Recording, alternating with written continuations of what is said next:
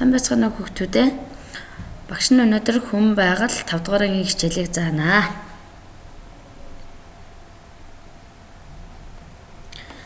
За хичээлийн сэдэв маань голдож ба зэрэгт 5 дугаар ангийн мэргэжлийн бүлэг 2021 он. За суралцсан зорилтууд 5.1-ийн голдож зэрэгдийг ашиглан дэлхийн өмнөд ба хойд хагас баруун ба зүүн хагасыг ялгах. Суралцгоо алхмууд зэрэгт ба голдожийг нэрлэж мэдэх. Анхны голдожоор дэлхийн бөмбөрцгийг баруун ба зүүн тал болгон хуваадаг болохыг мэдэх. Глобус дээр экваторын шугамыг олж бусад зэрэгдээс хэрхэн ялгаатай байгааг мэдэх. Дэлхийг экватораар нь хоёр тийш хойд ба өмнөд тал бөмбөрцөг болгон хуваадаг болохыг мэдэх. Ойлголтоо гүнзгийрүүлэн баттгах дасгал ажиллах. За өнөөдрийн хичээлийг үзснээр дээрх бүх чадваруудыг бүгдээрээ мэдэж авнаа.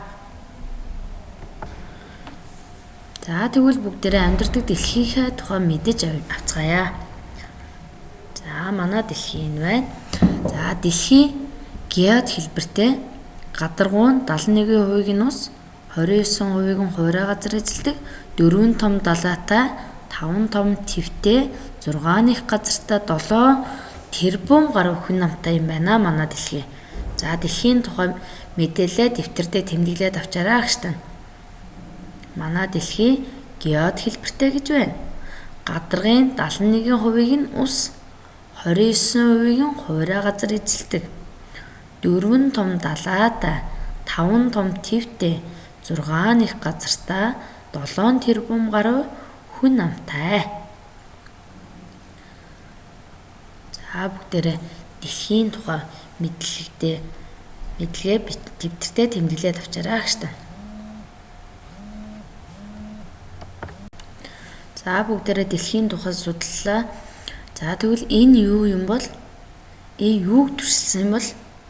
Энэ мэддэг хүүхдүүд байна уу? Энэ юуны тухай юуг төрүүлсэн загвар юм бол мэддэг хүүхдүүд байна уу агштай?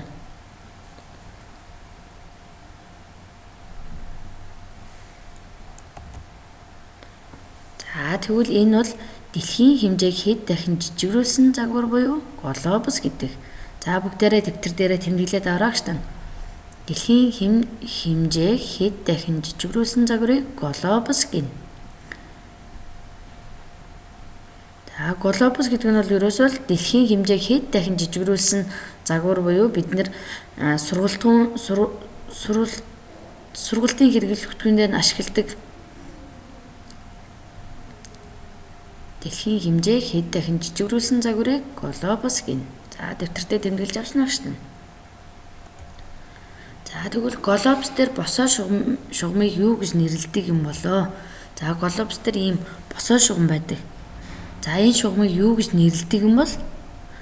Энэ шугамыг мөн хойд ба өмнөд тулыг холбосон шугамч гэж ярьдаг. За тэгвэл энэ шугамыг юу гэж нэрлэдгийг мэддэг хүүхдүүд байна уу агштай?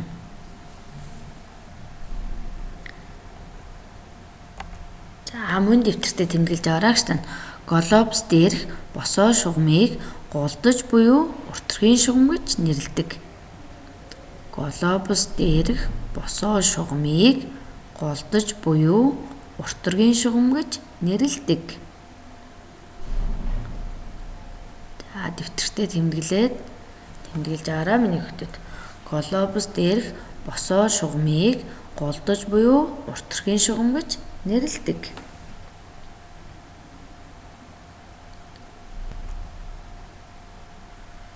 За тэгвэл глобус дээр мөн хэвтэй шугам гэж байдаг гэж байна.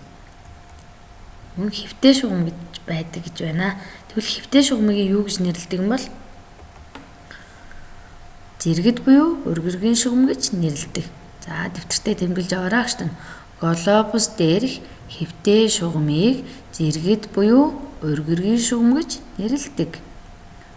Глобус дээрх хэвтэй шугамыг зэрэгт буюу өргөргийн шугам гэж нэрлэдэг. За бүгдээрээ дэвтэр дээрээ тэмдэглээд аваарай агштай. Глобус дээрх хэвтэй шугамыг өргөргийн шугам зэрэгт буюу өргөргийн шугам гэж нэрлэдэг. За тэгвэл хамгийн урт зэрэгдийг юу гэж нэрлэдэг юм бол мэдж байгаа хүмүүс байна уу штэ. За глобус дээр тэмдэглэгдсэн хэвтэй шугамыг зэрэгт буюу зэрэгт гэдэг гисэн. Тэгвэл багш нь хамгийн урт зэрэгдийг юу гэж нэрлэдэг юм бол хамгийн урт зэрэгдийг экватор гэж нэрлэдэг. За дэвтэртээ тэмдэглэж аваарай штэ. Хамгийн урт зэрэгдийг экватор гэж нэрлэдэг. Хамгийн урт зэрэгдийг экватор гэж нэрлэдэг. За багш нь таслаар тэмдэглэсэн зэрэгдийг экватор гэж нэрлэдэг юм байна. Бас энэ таслаар дүрслэгдсэн байгаа тийм ээ. Глобус гэдэг маань дэлхийг жижигрүүлсэн загвар. Тэр жижигрүүлсэн загвар дээр дүрслэгдсэн байгаа. Тэгэхээр таслаар тэмдэглэсэн маань хамгийн урт зэрэгдийг экватор гэж нэрлэдэг. Дэвтэртээ тэмдэглэж авсан уу гэж. Экватор нь дэлхийг хэрхэн хувааж нэрлэдгийг мэдэж авцгаая. За тэгвэл экватор гэдэг энэ зэрэгдээс шалтгаалan дэлхийн маань хуваагддаг юм байна. Хэрхэн хуваагддгийг бүгдээрээ мэдэж авцгаая. За экватор нь глобусыг хойд ба өмнөд хагас болон хуваадаг. Дэлхийн хойд хагас, дэлхийн өмнөд хагас. Экватороос хоошоо оршдог бүх улс дэлхийн хойд хагаст оршдог юм байна. Экватороос урагшаа буюу өмнө зүгт оршдог бүх улс маань дэлхийн өмнөд хагаст ордог юм байна. За суралцсан зорилтууд 5-1-ийн голдож зэрэгдийг ашиглан дэлхийн өмнөд ба хойд хагас, баруун ба зүүн хагасыг ялгах.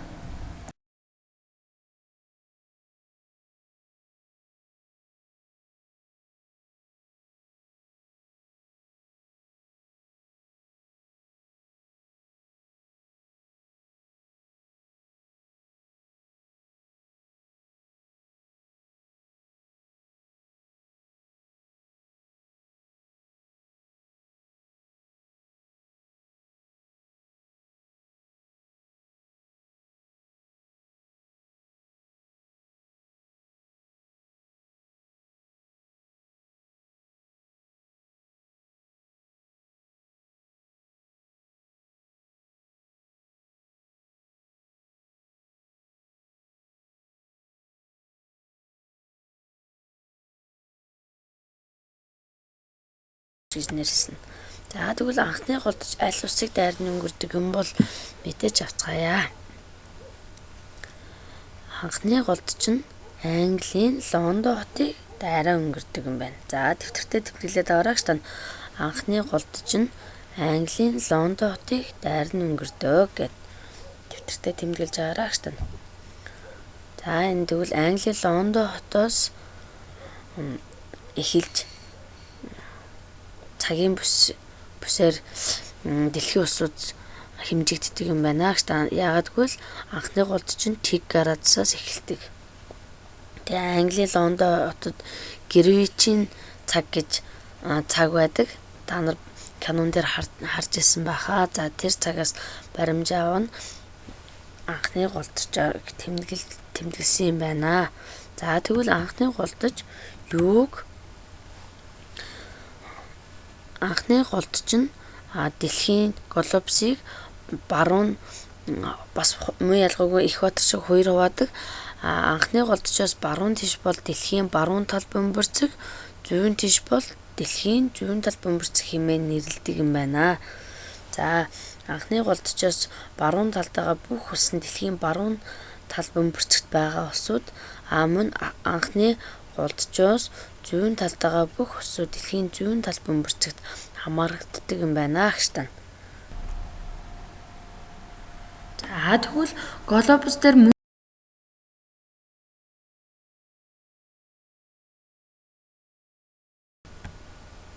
экватор нь дэлхийг хэрхэн хувааж нэрлэдгийг мэдэж авцгаая. За тэгвэл экватор гэдэг энэ зэрэгдээс шалтгаалan дэлхийн маань хуваагддаг юм байна.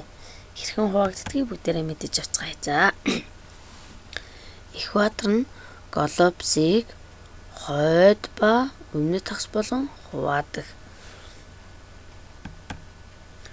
Дэлхийн хойд тагс, дэлхийн өмнөд тагс. Экватороос хоошоо оршдог бүх улс дэлхийн хойд хагасд оршдог юм байна. Экватороос урагшаа буюу өмнө зүгт оршдог бүх улс маань дэлхийн өмнөд тагсд ордог юм байна.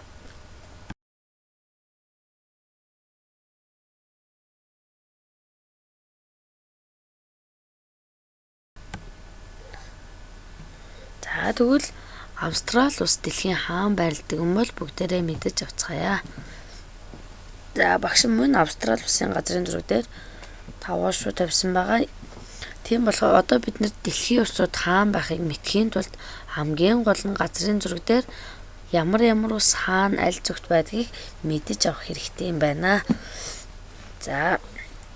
Австрали улс дээр багш нь 5 шуу тавьсан байгаа. Багшаа дагаад нэрлээд байгаарай. Анхны голджоос баруун талд байдаг бүх улсууд дэлхийн баруун тал бөмбөрчг байдаг. Анхны голджоос зүүн талд байдаг дэлхийн бүх улс зүүн тал бөмбөрчгт байдаг бол экватороос хойд зүгт байгаа бүх улс хойд тал бөмбөрчг, өмнөд зүгт байдаг нь өмнөд тал бөмбөрчг болдог. Ингээд Австрали маань зүүн өмнөд тал бөмбөрчгт байдаг юм байна. Өнөөдрийн үзсэн мэдлэгээ баттгаад өөрийгөө үнэлээрэй миний хүүхдүүд. Бичиж тэмдэглэсэн юм харж байгаад дараах сурилыг ажиллацгаая бүгдээрээ. Дэлхийн хоёр туйлыг холбосон шугамыг юу гэж нэрлэдэг вэ? А-д нь зэрэгэд, Б-д нь голдож, С-д нь хэвтэй шугам, Д-д нь голдож ба зэрэгэд. Хоёрт нь хамгийн урт зэрэгдийг юу гэж нэрлэдэг вэ?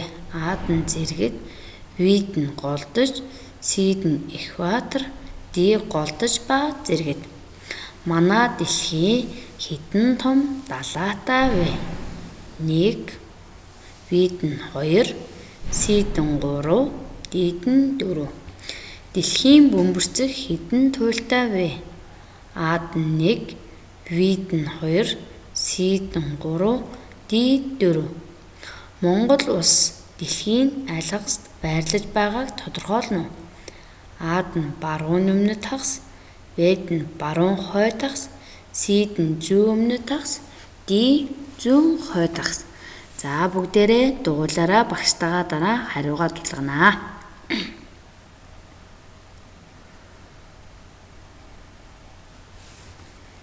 Одоо багштайгаа хариугаа тулгаяараа гэж тань. Дэлхийн хоёр туйлыг холбосон шугамыг юу гэж нэрлэдэг вэ гэсэн асуултанд ямар хариулт сонгосон бэ гэж тань? Мэдээж хоёр туйлыг холбосон шугам гэхээр босон шугам байгаа. Тэгвэл V хариулт буюу голдож.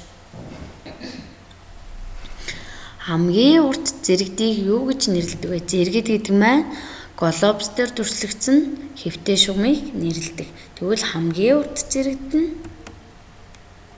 С буюу экватор гэдэг юм байна. Манай дэлхий хэдэн том далайтай вэ? 4 том далайтай. Дэлхийн бөмбөрцөг хэдэн туйлтай вэ? 2 туйлтай. Хойд ба өмнөд гэсэн 2 туйлтай. Монгол улс дэлхийн аль хагаст байрлаж байгааг тодорхойлно гэсэн. Багштайгаа хамтраа хийсэн байгаа тийм ээ. Зүүн, хойд хагас. Зүүн гэдгийг нь бид нар анхны голдчоос зүүн тийшээ байсан учраас зүүн гэж мэдсэн.